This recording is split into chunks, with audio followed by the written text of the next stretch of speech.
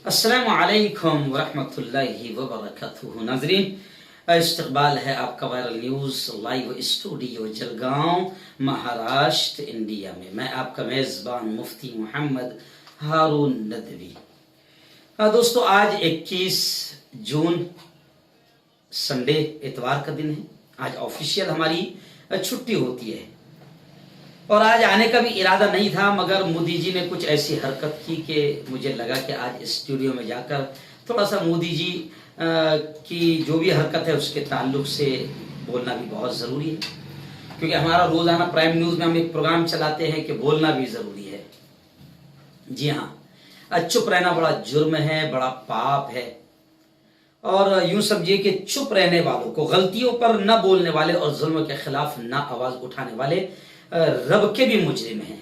तो जुल्म के खिलाफ या नाइंसाफी के खिलाफ भी बोलना चाहिए, और हमारा प्यारा मुल्क भारत की नीतियों के खिलाफ या हमारे भारत के खिलाफ अगर वक्त की सरकार भी कोई ऐसी हरकत करती है जिससे हमें ऐसा लगता है कि हमारे भारत को नुकसान हो रहा है, तो उस पर बोलना भी मैं समझता हूं कि पुण्य है, अजर है, और न बोलना बड़ा जुर्म है, बड़ा पाप है। हालांकि ये अलग बात है कि मोदी सरकार में अब तो बोलना भी जुर्म हो गया और मोदी सरकार से सवाल करना भी जुर्म हो गया। यहां तक कि अब पत्रकारों को भी, गुज़िश्ता कल मैंने आपको खबर दिखाई कि शर्मा नाम की एक महिला पत्रकार, उस पर भी मामला दर्ज कर लिया गया, और जो लिख रहे हैं अब उनके खिलाफ भी मामला दर्ज किए जा रहे हैं या उनको भी खामोश करने की कोशिश की जा रही है।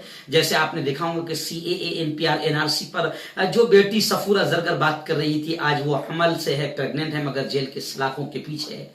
और हमारे मुल्क में ऐसे भी पढ़े लिखे जाहिल हैं जिनको प्रेग्नेंट हथनी के मरने पर अफसोस होता है, लेकिन प्रेग्नेंट एक पढ़ने वाली बेटी सफूरा जरगर हमल के साथ में जेल में है, और कोई बड़ा कसूर नहीं, वो कोई आतंकवादी नहीं, कसूर सिर्फ इतना है कि एक CAA NPR और NRC जिसके खिलाफ 30 करोड़ लोग मुल्क में मुखालिफ होकर सड़कों पर आ गए हैं और हुकूमत के इस काले कानून की मुखालिफत कर रहे हैं, तो बस उसने इस काले कानून के खिलाफ जमहूरी तरीके से आवाज उठाई थी, इसलिए वो जेल में है।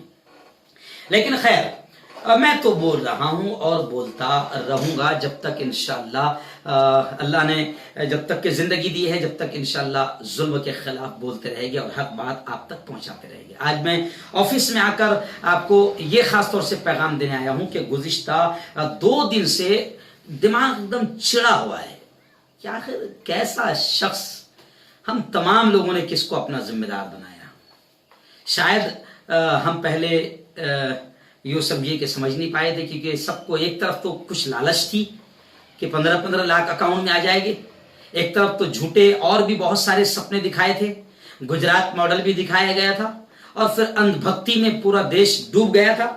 और जब भी कुछ ऐसा मामला होता है तो अंधभक्तों के जरिए से और बीजेपी की IT सेल के जरिए से पूरे मुल्क को गुमराह किया जाता है। लेकिन अब कितना गुमराह करोगे। गुज़िश्ता 2 दिन पहले जो उन्होंने ऑल पार्टीज मीटिंग में मोदी ने जो बयान दिया है, इस बयान ने यूं समझिए कि सारी पोल खोल दी है, बल्कि हमारी बेवकूफ़ी और हमारी जहालत को भी दुनिया के सामने ला दिया है। मोदी जी कह रहे हैं, और अपोजिशन अब पूछ रही है कि मोदी जी कह रहे हैं कि हमारी बॉर्डर में कोई घुसा नहीं है, ना अभी कोई वहां पर है, ना हमारी कोई चौकी पर किसी का कब्जा है। तब अपोजिशन सवाल कर रही है और उनका सवाल भी वाजिबी है।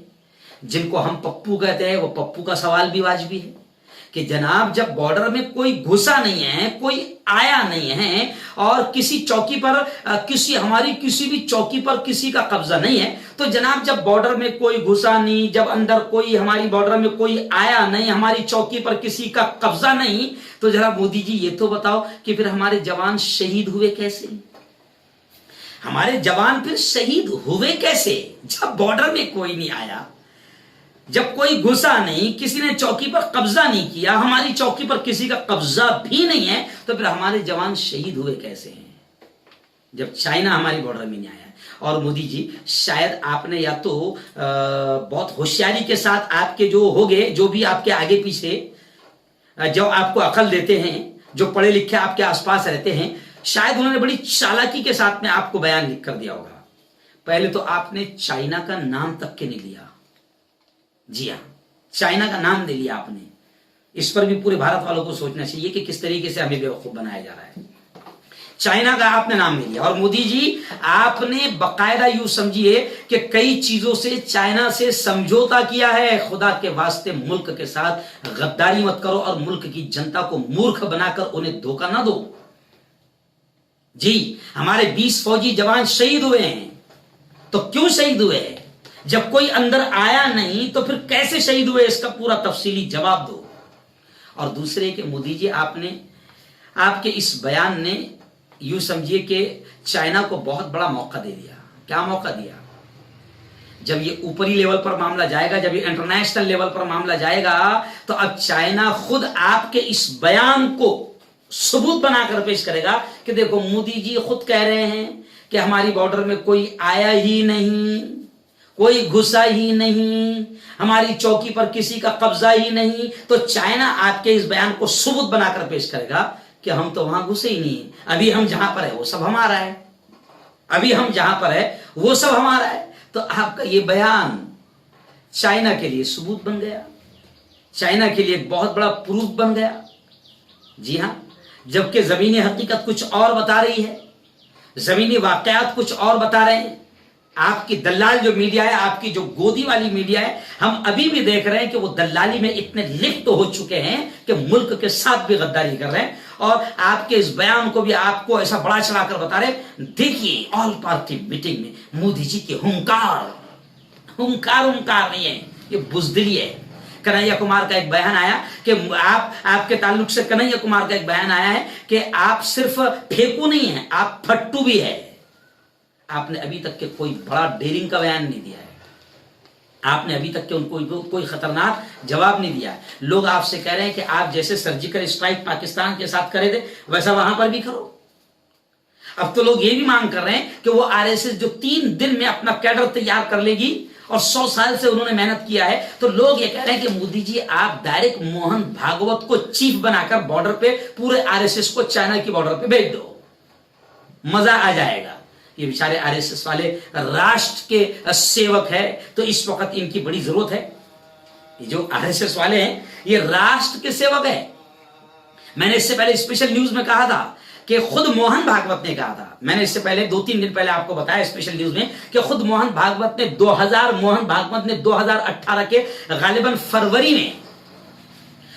के महीने में गालिबन मोहन भागवत ने यह बयान दिया था। 2018 में मोहन भागवत ने यह बयान दिया था कि हमारे पास में पूरा कैडर है और 3 दिन में हम तैयार हो जाएंगे। तो अब हम ये चाहते हैं कि मोहन भागवत को पूरी फौज का चीफ बनाकर मोहन भागवत को पूरे कार्यकर्ताओं के साथ वहां बॉर्डर पर भेज दो, ताकि चाइना डर जाए और घुसपैठ ना करे और ना घुसे। इधर पाकिस्तान भी बड़ी शरारत कर रहा है, नेपाल भी शरारत कर रहा है, आरएसएस को तमाम तरफ बड़े कार्यकर्ता है, 100 साल की मेहनत है, सबको वहां बॉर्डर पर भेज दो।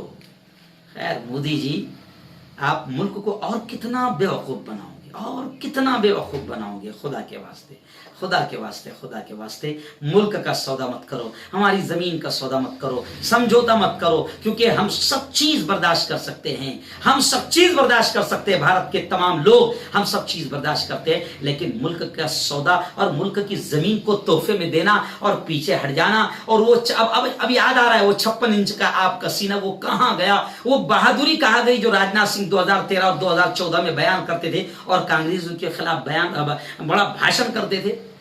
तो खैर आपने जो बयान दिया है, आपने या तो सोच समझ कर दिया है या तो आपको इस बयान का अंदाजा नहीं। आप कह रहे हैं कि हमारी बॉर्डर में कोई आया भी नहीं है, कोई घुसा भी नहीं है, कोई है भी नहीं, और हमारी चौकी पर किसी का कब्जा भी नहीं है। कल आपके इसी बयान को लेकर चाइना बड़ा जबरदस्त प्रूफ इस्तेमाल करेगा कि अभी हम जहां पर है वो हमारा अपना है। मोदी जी का बयान सुन लो, 2 दिन पहले चाइना कहेगा, मोदी जी का बयान सुन लो कि हम अपनी जगह पर है और भारत की जो बॉर्डर है हम वहां घुसे ही नहीं है, हम वहां गए ही नहीं है। तो एक तो चाइना इसको इस्तेमाल करेगा, और लोग अब ये सवाल कर रहे हैं कि जब चाइना के फौजी यहां पर नहीं आए तो फिर हमारे 20 फौजी शहीद कैसे हो गए हैं, फिर हमारे 10 फौजी वहां पर कैद थे, फिर चाइना ने रिहा किया, तो कैद क्यों किया और रिहा क्यों किया, ये माजरा है क्या? तो खुदा के वास्ते पूरे मुल्क को धोखा मत दो, जनता को धोखा मत दो, और बुजदिली से और समझौते से काम मत लो। और ये जमीन आपके या किसी के बाप के नहीं है, हमारे मुल्क की जमीन है, और अधिकार नहीं है इस मुल्क की जमीन को समझौते के तौर पर किसी को सौंपने का, किसी को भी अधिकार नहीं है। ये मुल्क की जमीन का एक एक इंच, हमारे भारत की जमीन का एक एक इंच ये हमारा सबका है, और इसके साथ न हम समझौते को बर्दाश्त करेंगे, न इसके साथ हम किसी सौदे को बर्दाश्त करेंगे। Hello guys, welcome to my YouTube channel. क्या आप जॉब की तलाश में हो, या इंडिया या फ़ॉरेन में जॉब करनी है? क्या आप अपनी फैमिली को फ़ॉरेन में सेटल करना चाहते हो, या उनको अच्छी अच्छी जगह घुमाना चाहते हो? क्या आपको इंडिया में फ़ॉरेन में बिज़नेस करना है? तो दोस्तों, अगर आप इन सवालों के जवाब ढूंढ रहे हो तो ये चैनल आपके लिए हेल्पफुल और इन्फॉर्मेटिव होने वाली है। तो देर किस बात की, जल्दी से हमारी चैनल सब्सक्राइब करें और बेल आइकन दबाइए, क्योंकि ये चैनल आपके लिए ला रहा है जॉब, वीज़ा और बिज़नेस टिप्स। और हाँ दोस्तों, अगर आपको वीज़ा रिलेटेड, जॉब रिलेटेड कोई भी क्वेश्चन हो तो नीचे कमेंट बॉक्स में ज़रूर लिखें, जल्द ही हम देंगे आपके सवालों के जवाब। सब्सक्राइब ज़रूर करें। मिलते हैं जल्द ही नई जॉब और वीज़ा की डिटेल के साथ। Goodbye, thank you.